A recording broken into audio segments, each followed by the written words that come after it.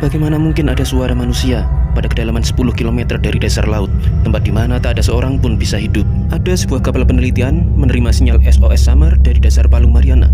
Frekuensinya tua, terdengar seperti radio zaman perang. Terdengar ucapan 3 kata, "Tolong, aku terjebak." Para ilmuwan tercengang, tak ada teknologi yang bisa mengirim sinyal dari kedalaman segelap itu. Rasa penasaran membuat mereka menurunkan drone selam dengan kamera. Semakin dalam, cahaya lenyap, hanya kegelapan pekat.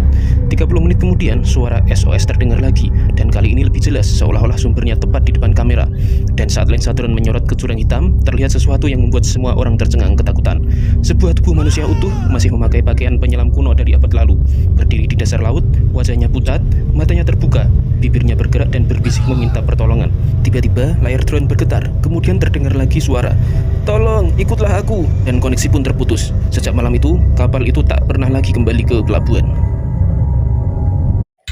Bagaimana mungkin ada suara manusia pada kedalaman 10 km dari dasar laut, tempat di mana tak ada seorang pun bisa hidup? Ada sebuah kapal penelitian menerima sinyal SOS samar dari dasar Palung Mariana.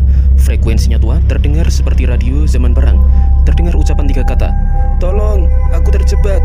Para ilmuwan tercengang, tak ada teknologi yang bisa mengirim sinyal dari kedalaman segelap itu. Rasa penasaran membuat mereka menurunkan drone selam dengan kamera.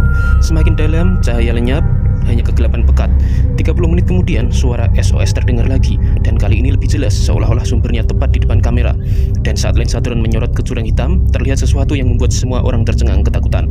Sebuah tubuh manusia utuh, masih memakai pakaian penyelam kuno dari abad lalu, berdiri di dasar laut, wajahnya pucat, matanya terbuka, bibirnya bergerak dan berbisik meminta pertolongan. Tiba-tiba, layar drone bergetar, kemudian terdengar lagi suara, "Tolong, ikutlah aku!" Dan koneksi pun terputus. Sejak malam itu, kapal itu tak pernah lagi kembali ke pelabuhan.